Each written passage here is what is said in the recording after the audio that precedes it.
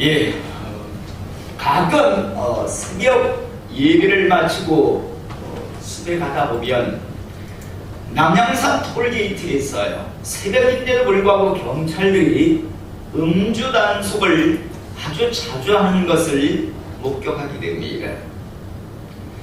그런데 그렇게 음주 운전을 하면 안 된다라고 매스컴에서 방송을 하고요, 주변에서 음주운전 때문에 한순간에 모든 것을 다 잃은 사람들의 이야기가 회자됨에도 불구하고 여전히 음주 단속에 걸린 사람들이 있는 것을 보게 됩니다. 분명 음주운전이 자신에게도 또 다른 사람에게도 큰 위험이 되고, 나아가 한순간에 자신이 평생토록 쌓아 올린 모든 것들을 잃어버릴 수 있다는 것을 그들도 잘 알고 있을 텐데 사람들은 음주운전을 멈추지 않습니다. 그러므로 우리는 앞으로도 계속해서 경찰들이 불시에 음주 단속을 하는 광경을 보게 될 것이고, 또 음주 단속에 걸린 사람과 주변에서 음주운전 때문에 한순간에 자신의 생명을 잃었거나 아니면 한 가정이 파괴되었거나 아니면 모든 것을 잃어버렸다라고 하는 사람들의 이야기들을 아주 종종 듣게 될 것입니다. 그런데 여러분, 이것은 100%는 아닙니다. 무슨 말인가 하면요, 천에 하나 만에 하나 술을 먹고 계속해서 음주운전을 함에도 불구하고요, 요행이 음주 단속에 걸리지 않거나 또 음주 사고를 내지 않는 사람도 천에 하나 만에 하나 있을 수 있습니다. 아마 음주운전을 멈추지 않는 사람들의 마음이 이런 마음이 아닐까요? 다른 사람은 다 음주 단속에 걸리고 음주 사고를 내서 큰 위기를 겪지만 나는 괜찮을 것이다라고 하는 그런 생각 때문에 멈추지 않고 계속해서 할 텐데요, 그래도 음주 사고를 내지 않거나 음주 단속에 걸리지 않는 사람들이 분명 있을 것입니다. 사랑하는 성도 여러분, 사람이 만든 법이나 세상이 만든 규칙에는요, 천에 하나 만에 하나 예외가 있을 수 분명히 있습니다. 그러나 하나님의 말씀만큼은요, 결코 예외가 없다라는 것을 저는 오늘 시간 우리 성도님들이 반드시 기억하고 잊지 않기를 이 시간 축복합니다. 세상이 만든 어떤 법이나 어떤 규범이나 규칙에는요, 요행이 어떻게 빠져나가는 사람들이 있을 수 있습니다. 그러나 하나님의 말씀, 하나님의 법칙에는요, 결단코 예외란 존재하지 않는다라는 것을 잊지 않기를 이 시간 축복합니다.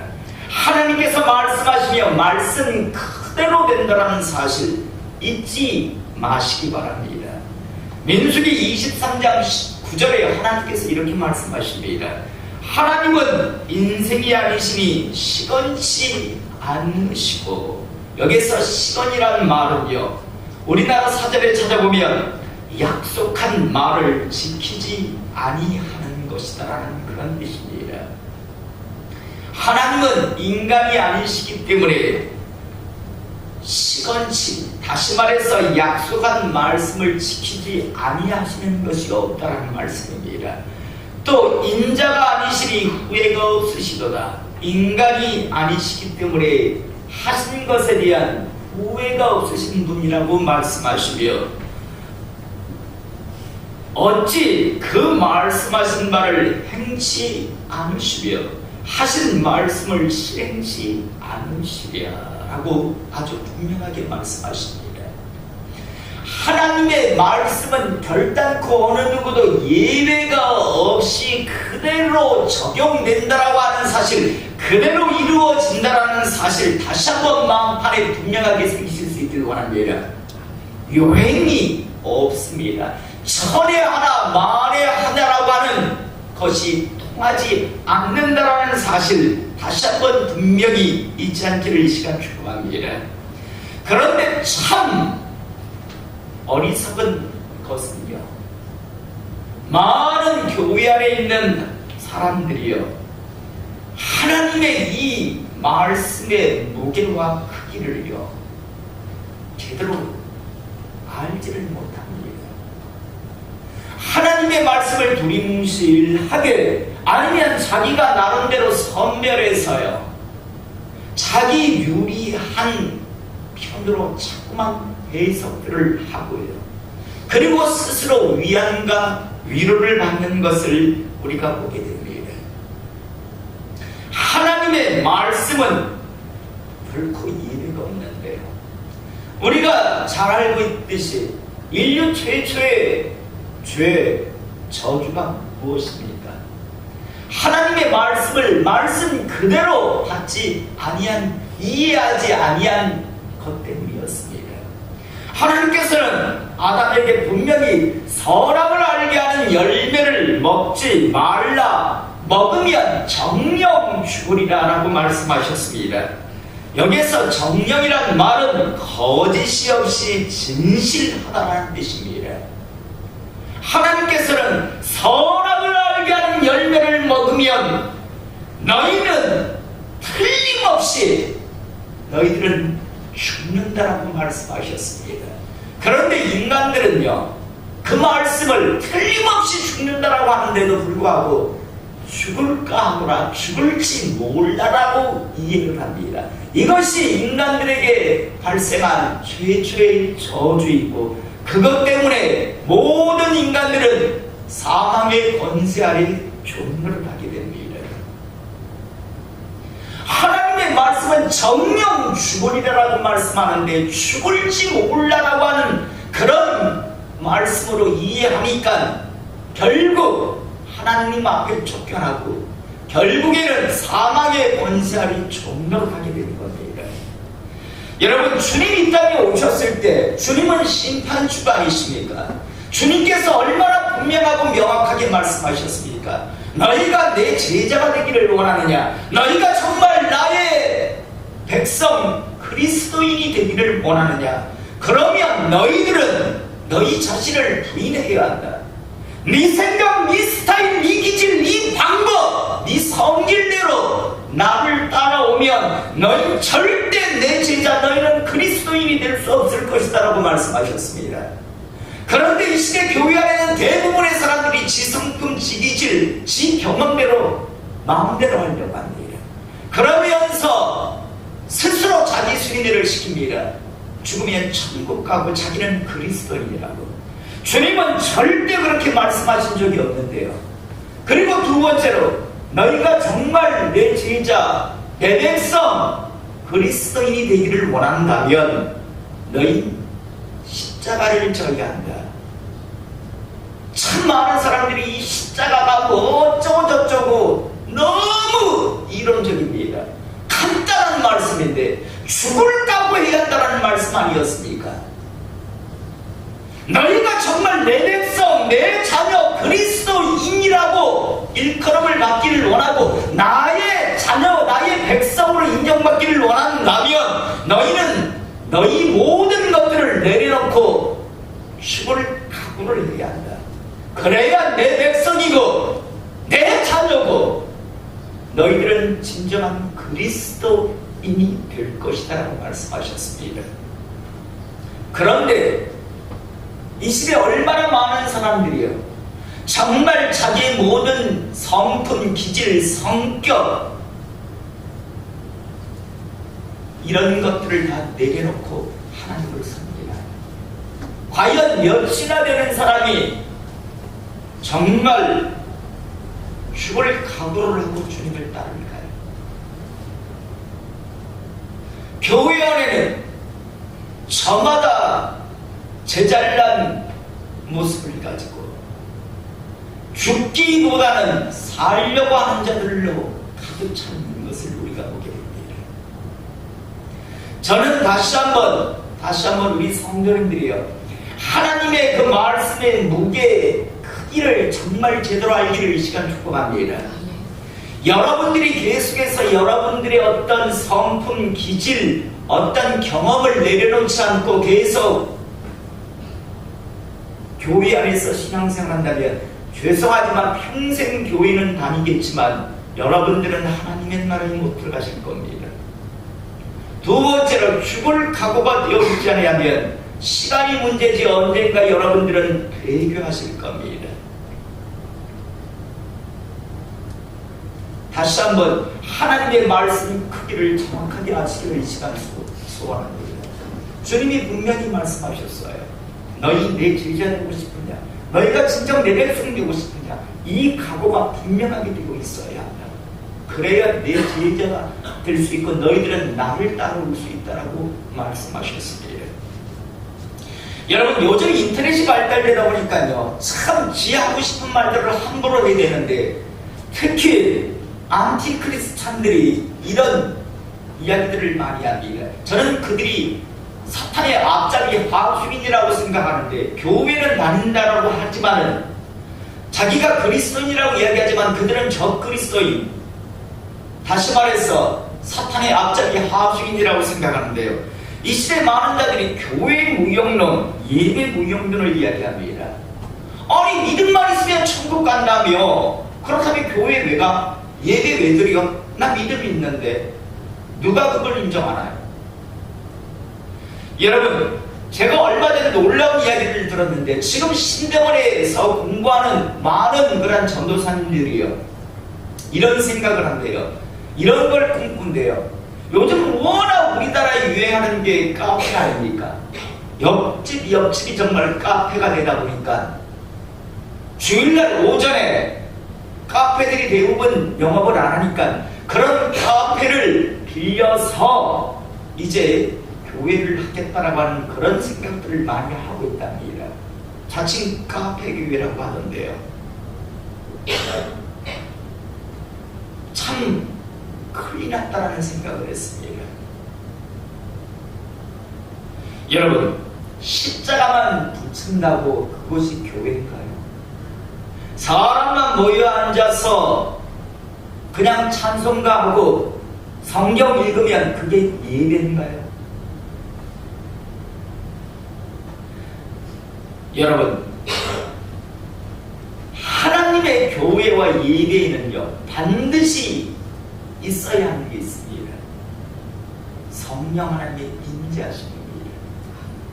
제 말이 아니고요, 예수님이 이 땅에 오셔서 수가성 여인에게 말씀하시잖아요. 지금은 제사를 드리지만 앞으로는 예배를 드릴 텐데, 앞으로 예배는 신령과 진정, 영과 진리로 드려질 것이라고 말합니다. 서야, 그리고 우리의 영이 그 성령님을 만나야, 그래야 그곳이 교회가 되고 예배가 되는 겁니다. 여러분, 술집 나이트클럽에서, 아니면 잔술집에서 잠시 시간을 내어서 그곳에서 성경 읽고 그곳에 모여서 사람들이 있다고 그것이 예배고 그것이 예배의 처소가 될까요? 지난밤에 여간방에서 남녀가 불륜을 저지른 그 추한 호텔방 여간방에 사람들이 모여서 성경 몇 줄 읽고 그곳에서 머리 숙이고 하나님 몇 마디 한다고 그것이 예배가 될까요? 그곳에 과연 거룩한 성령 하나님이 임하실까요? 예배라고 하는 것이 무엇인지를 사람들은 알지를 못합니다. 예배가 앉아서 성경 몇 줄 읽고 형식과 어떤 절차만 갖추면 그게 예배일 거라고 다들 생각합니다. 그곳에 성령 하나님이 임하시면 그건 예배일 수가 없습니다. 주님께서 장차 신령과 진정으로 예배할 때가 올 것이라는 말씀인데, 예배가 뭔지를 사람들이 이 시대에 이해하지 못합니다. 여러분 이 시간 성령 하나님이 와 계심을 믿으시기 바랍니다. 아멘. 확인시켜 드릴까요?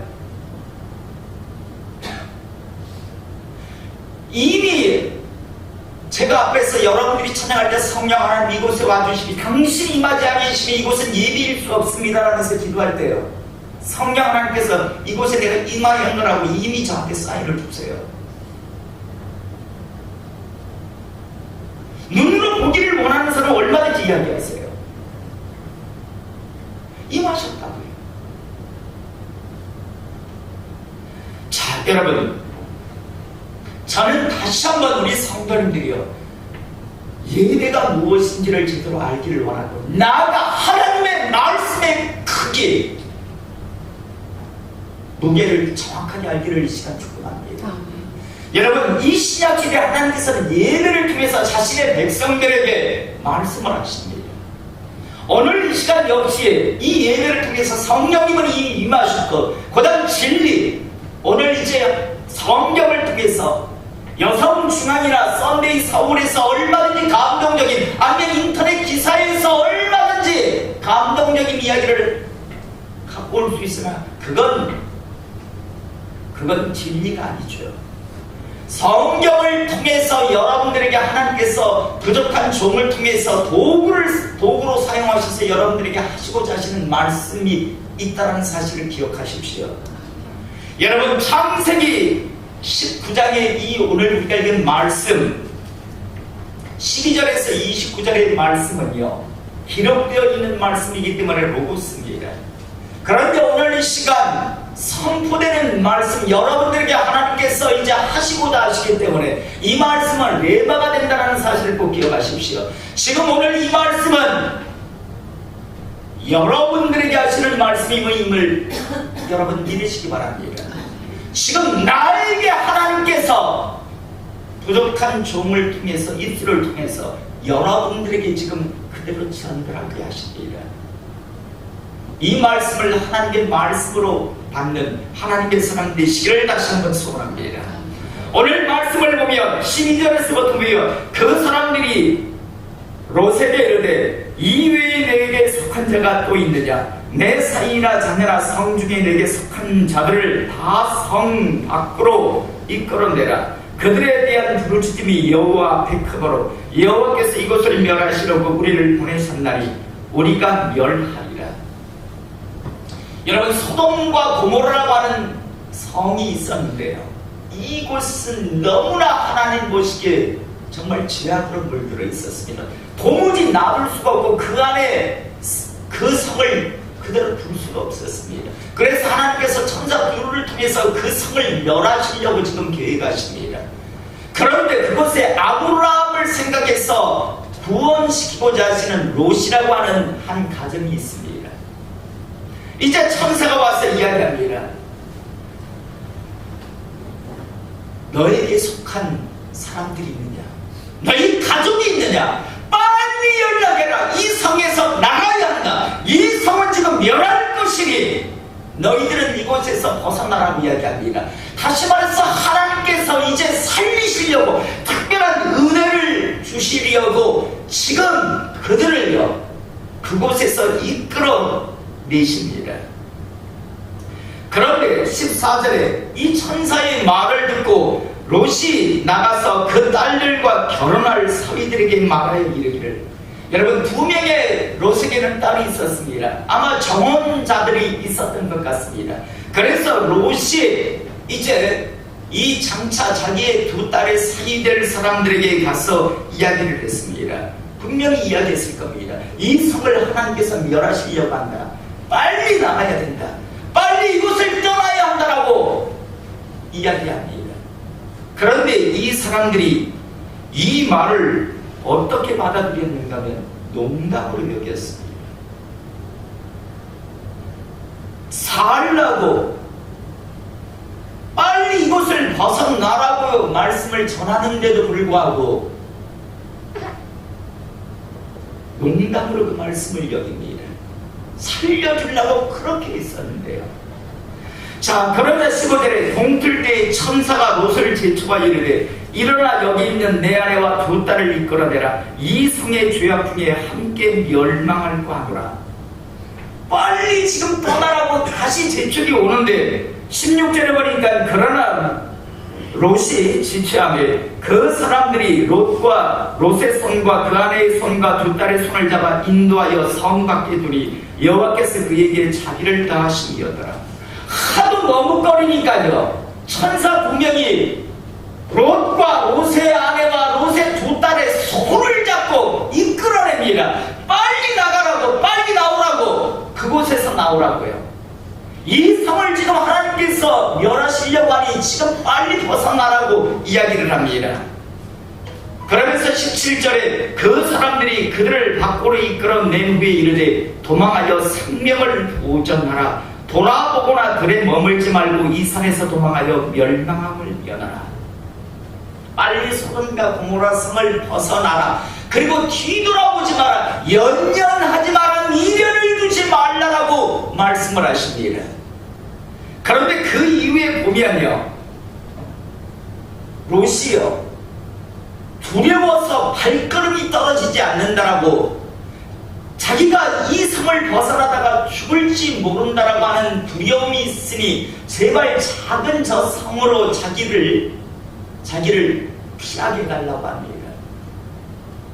천사 두 명이 이야기하죠. 그래, 그것까지 들어주겠다.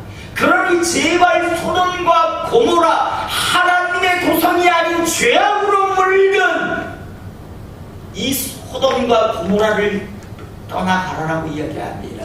그러면서 절대 뒤를 돌아보지 마라 라고 말씀합니다. 그런데 오늘 우리가 읽은 본문 말씀 26절을 보면 롯의 아내는 뒤를 돌아보았으므로 소금 기둥이 되었더라 라고 말씀이 나옵니다. 여러분, 뒤를 돌아본다는 게 무슨 의미일까요? 자꾸만 미련을 갖는 겁니다. 자꾸만 그 소돔과 고모라의 그 모든 것들에 대해서 연연하는 겁니다. 사랑하는 성도 여러분, 저는 오늘 이 시간 이제 우리 모두가 하나님의 사람이 되었다면, 특별하신 하나님의 은혜를 받고 누리고 있다면 더 이상 뒤의 것, 예전 것, 죄악의 것들을 돌아보지 않기를 이 시간 축복합니다. 미련을 갖지 마시고 연연하지 마시고 이제 하나님의 그 특별하신 은혜를 붙들고 앞을 향하여 담대하게 더 이상 미련 갖지 말고 연연하지 않고 나가는 하나님의 사람 되시기를 이 시간 축복합니다. 그리하여 하나님이 주시는 그 특별한 은혜를 다들 누리시기를 원합니다. 오늘 하나님께서는 이 예를 통해서 분명히 말씀하십니다. 연연하지 말아라. 미련 갖지 말아라. 머뭇거리지 말아라. 롯의 아내같이 뒤돌아보다가 결국은 손을 잡고 벗어나게 해주었어도 결국은 소돔 기둥이 되어서 죽는 그런 롯의 아내 같은 존재가 되지 말라라고 오늘 말씀하고 계십니다. 얼마나 큰 은혜입니까? 머뭇거리니까 손을 잡고 끌어서 밖에까지 내다 주는데, 그런데도 또 돌아와서 결국에는 소돔 기둥으로. 많은 사람들이 이야기하죠. 이 롯의 아내 때문에 사해가 생겼다는 그런 말이 있습니다. 그 짠 말아요. 염회라고도 하죠. 말씀 정리하겠습니다. 많은 사람들이 하나님의 말씀을 무시 멸시합니다.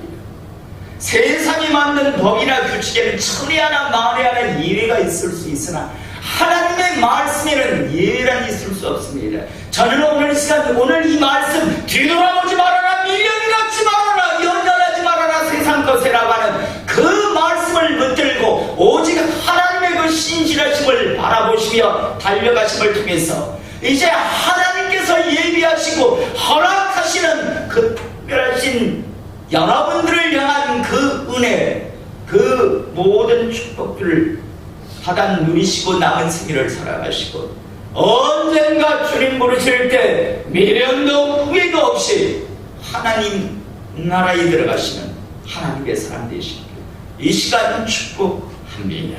기도하겠습니다.